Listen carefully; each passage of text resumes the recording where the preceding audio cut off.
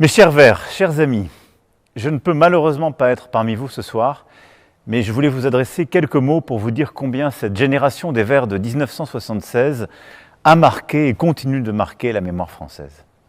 Il y a 50 ans, vous avez fait bien plus que disputer la Coupe d'Europe des champions. Vous avez redonné espoir à un football orphelin de la génération Copa de 1958. Des mois durant, toute la France a vibré avec vous, toute la France a regardé Saint-Étienne à la télévision, avec les commentaires indispensables de Thierry Roland et Bernard Père. Toute la France a espéré avec vous.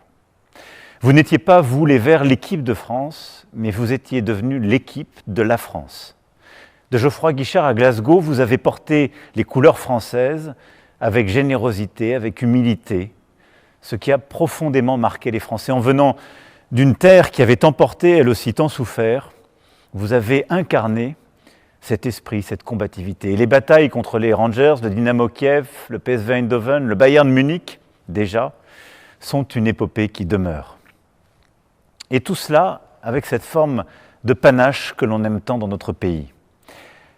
Les poteaux carrés d'Hampden Park demeurent à jamais, à tort ou à raison, le symbole de l'injustice.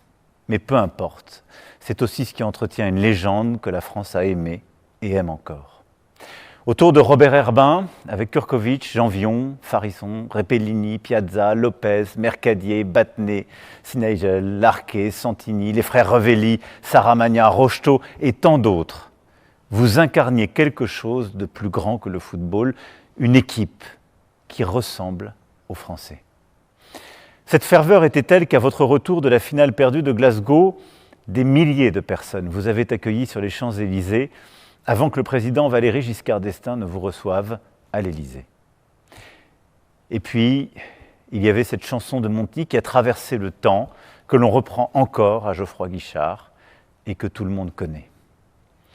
50 ans plus tard, votre épopée reste un souvenir intact pour des millions de Français et pour plusieurs générations, parce qu'au fond, les Verts de 1976 ne sont pas seulement une grande équipe de football, ils sont une part de notre mémoire collective. Alors ce soir, je voulais simplement vous dire merci. Merci pour ces souvenirs, merci pour cette fierté que vous avez donnée au pays, et je vous le dis comme je le pense en cet instant, qui c'est les plus forts? Évidemment, c'est les Verts.